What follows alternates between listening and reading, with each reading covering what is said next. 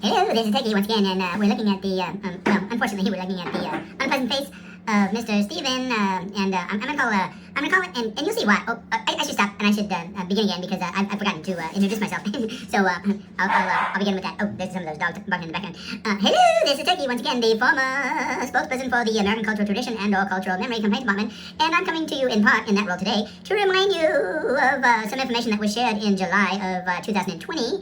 That would be 5 years ago and a month and a half or something like that. And I am also coming to you in my current and hopefully future role, if I'm not black bagged by one of the Donald J. Goons, as the head and/or chief and/or director of the Stochastic Intelligence Agency. And as I was saying, we are looking to the unpleasant face of Steven, and let's go ahead and give him a nickname. Steven. Let's see, what should his nickname be? Well, originally I was thinking Steven Cracker Don't Black Miller, but now reminded of the fact that Stephen Miller is Jewish, and reminded of the fact that in spite of being a white nationalist and white supremacist, that the Jewish people have been historically persecuted and genocided and exterminated by the white nationalists and fascists that Stephen Cracker Don't Black Miller pretends to be a part of. I think I should rethink his nickname, and we'll call him Stephen Jew Don't Know He a Cracker Black. Let's see. What's the appropriate Jewish Cracker Don't Know He Black. Okay, so Stephen Jewish Cracker Don't Know He Black Miller. That's his nickname. Stephen Jewish Cracker Don't Know He Black Miller is about to deliver a speech in the Oval Office, and we'll go ahead and listen to that, and then we'll talk about our memory of Stephen Jewish Cracker Don't Know He Black Miller, and why we think he's a threat to our democracy, and discuss a little bit why all of those cities targeted by Trump for militarization and federal takeover and national guardhood and etc., all just happened accidentally to have African American mayors. Yes, indeed. And this project, of course, is designed by Stephen Jewish Cracker Don't Know He Black Miller. Was from the outset, and hence, we have reasons to be concerned in the face of this threat to democracy, which Trump supporters like to claim is not authoritarian and fascist and white supremacist and white nationalist, but of course everyone else sees it as it is. Oh, look at that beautiful gold back there. Stephen Jewish Cracker Don't Know He Black. Do you like that gold? Oh, I'm sure you do. Let's go ahead and play the clip, and you can judge for yourself. Anybody ever been to Washington, D.C.? I have several times, particularly in the spring. It's such a beautiful place to be, and we walk around both in the day and the night looking at the beautiful cherry trees and the blossoms, and go to all the museums. Of course, that was before they all became under the authoritarian thumb of Mr. Donald J. and were transformed into the part of the mega organization of Donald J. Trump Art Museum, or Museums of Unwoke Art. In any case, let's go ahead and play this clip and see what Mr. Stephen Jewish Cracker Don't Know He Black Miller has to say. Just overflowing with gratitude, because for the first time in their lives, they can use the parks, they can walk on the streets. You have people who can walk freely at night without having to worry about being robbed or mugged. They're wearing their watches again. They're wearing jewelry again. They're carrying purses again. People have changed their whole lives in this city for fear of being murdered, mugged, and carjacked. It is a literal statement that President Trump has freed 700,000 people in this city who were living under the rule of criminals and thugs. And the last thing I'll say, just overflowing with gratitude, because for the first time in their lives, they can use the parks, they can walk on the streets. You have people who can walk freely. Oh, looks like he's repeating himself there, so I'm going to go ahead and stop. One of the things I found interesting about this imagery is, as you can see, the bust of Abraham Lincoln is looking down and looking quite sad and melancholic. Because why? Because this man wants to take us back to the days of slavery. All that work I did, and it's all being undone by this bald-headed, Cracker Don't Know He Black man named Stephen Miller. And, he's unhappy. You can see he's unhappy from the image. Okay, so that's enough on this one. Let's go ahead and close that out and go on to this one. Okay, so this is an image from a rally in 2020 of neo-Nazis and white supremacists marching through the University of Virginia campus in Charlottesville, Virginia on August 11th, 2017. So that's, I thought it was from 2020, but the article is from 2020, and this image was acquired earlier. You can see they have their nice little neo-Nazi haircuts and their little things and their angry little mustaches and their white faces and all that good stuff. Here we go. We're going to read a little bit about this threat of white supremacy returning to mainstream politics. And of course, this article focuses on Mr. Stephen Jewish Cracker Don't Know He Black Miller. And the reason we're referring to Stephen Miller's Jewish ancestry as being black is because these folks don't like you either, Stephen. And I don't get it. That guy, the leader of the Proud Boys, he's colored too, and person of color too. And you know what?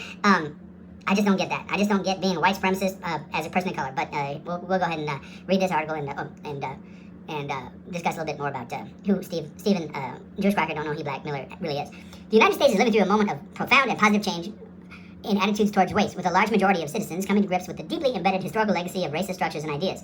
The recent protests and public reaction to George Floyd's murder as a testament to many individuals' deep commitment to renewing the founding ideals of the Republic. But there is another, more dangerous side to this debate, one that seeks to rehabilitate toxic political notions of racial superiority, stokes fear of immigrants and minorities to inflame grievances for political ends, and attempts to build a notion of an embattled white majority which has to defend its power by any means necessary. Now, that's an interesting turn of a phrase, because as we know, the expression by any means necessary comes from originally, anyone? Yes, Jean-Paul Sartre in that play Dirty Hands.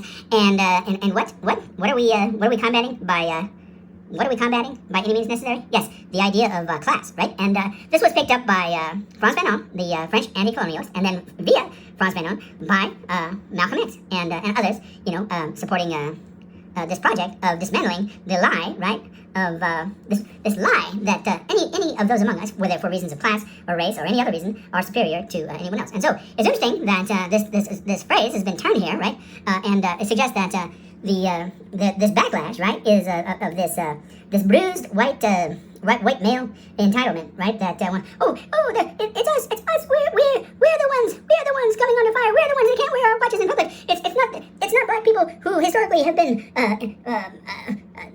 disempowered and disadvantaged and excluded from our economic systems. It's us. We can't wear our watches in public. Oh, we're so afraid of black folks. Oh, we're African American-phobes, and this fear that obviously was so well performed by Stephen Jewish Cracker Don't Know He Black Miller is being used in this turn of phrase here. Okay, let me see if I can find my place from where we started.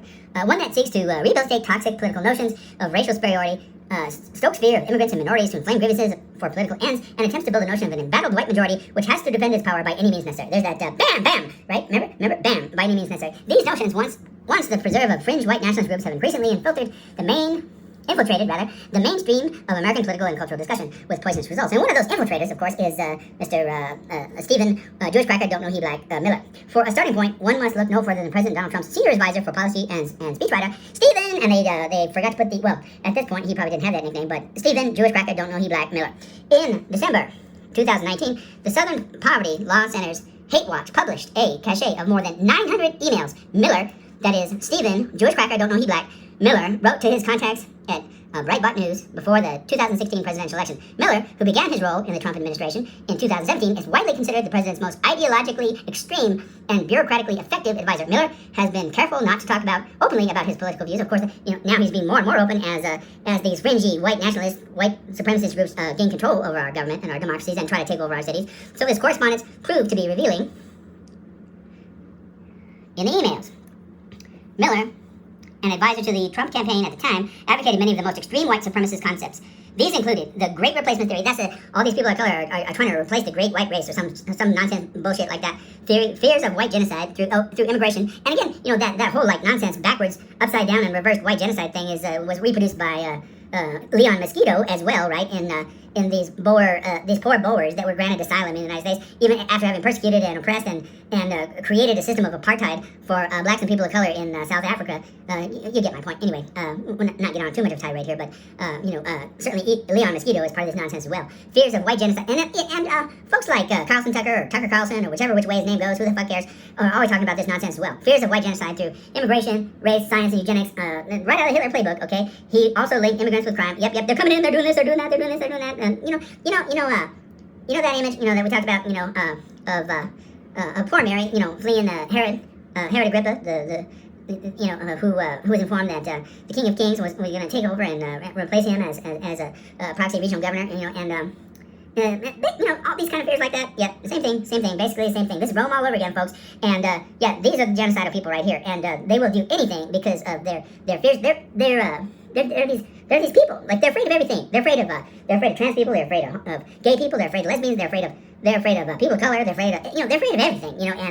everything that's not them, everything that's not white, nationalist, white supremacist, patriarchal, misogynist, nonsense.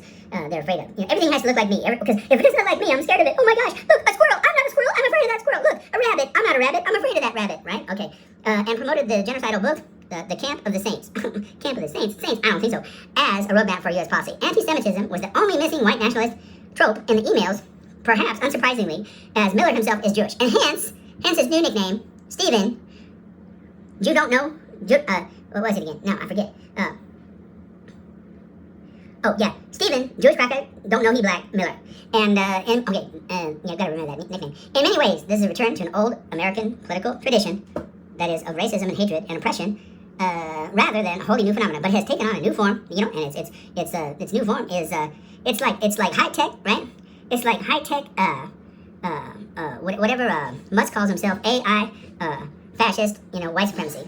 But we're still right out of the Hitler playbook. But it's taken on a new form and uses language that must be properly understood if it is to be successfully challenged. Concepts of white supremacy that were at the heart of the defense of slavery and central to the lost cause myths that justify segregation after the fall of the Confederacy. And that's why they want to bring all them statues back and change all the names back to those great, Confederate generals and all that nonsense. And the fear of immigrants of different religious traditions also has a long history in the United States. It fueled nativist political party, the know-nothings of the 1850s and the racist rules of the 1924 Immigration Act, which among its many outrages prevented immigration from Asia and remained in effect until 1965. The renowned U.S. Supreme Court Justice Oliver Wendell Holmes Jr., God bless his soul, was one of the most distinguished proponents of eugenics and the idea that immigrants bring crime and disorder back to the anti-Irish panics that occurred throughout the 19th century. And when I say God bless his soul, I hope everybody understands that I'm acting under the aegis, that's the Greek word for shield, of irony. Yes, deep, darkest irony that you can possibly imagine, okay? And well, let's put it this way. If anybody ever did deserve a place in hell,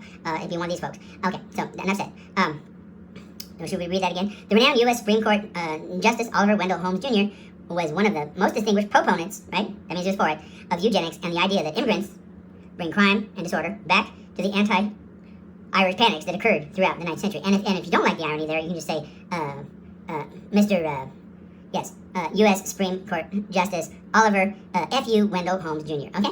And you get the idea. Anti-Semitism, meanwhile, had been an ugly feature of American political discourse well before the 1913 lynching of Leo Frank prompted the founding of the Anti-Defamation League. Now, the Anti-Defamation League today is certainly different than it was at that time, but let's not get into all that right now. Public attitudes, thankfully, have changed for the better. And they're not talking about Stephen, Jewish cracker, don't know he black, Miller. They're talking about you and me and our struggles, and a contract in V through Theta, and a contract in V through Theta's various dance troops and theaters that are all engaged in the struggle to fight and resist and roar against and rage against fascism in the United States, okay? Yet public attitudes, thankfully, have changed for the better. I'm talking about stuff like Black Lives Matter and all of our resistors.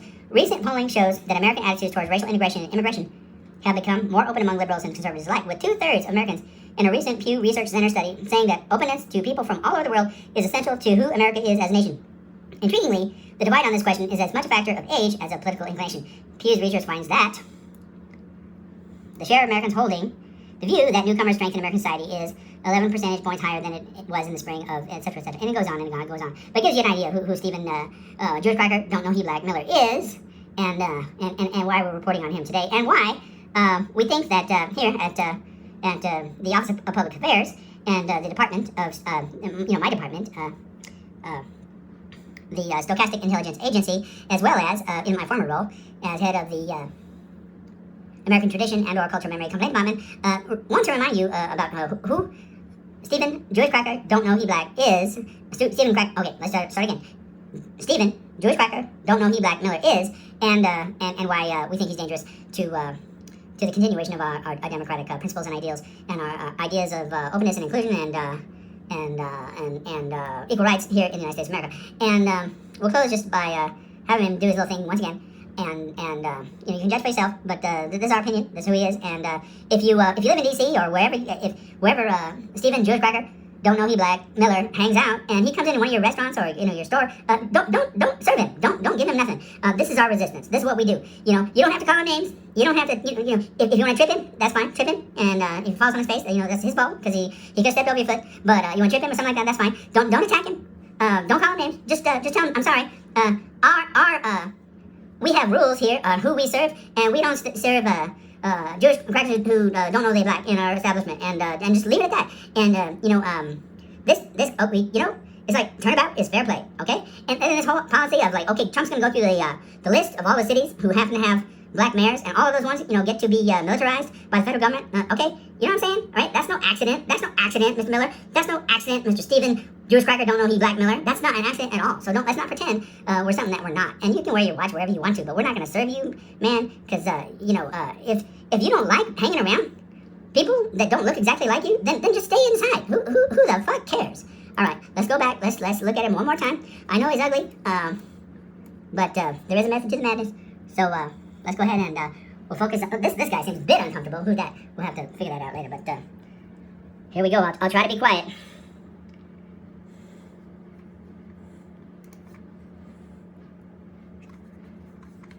Hold on, Mr. Miller is not talking. I'm not sure why. Why aren't you talking, Mr. Miller? Flowing with gratitude.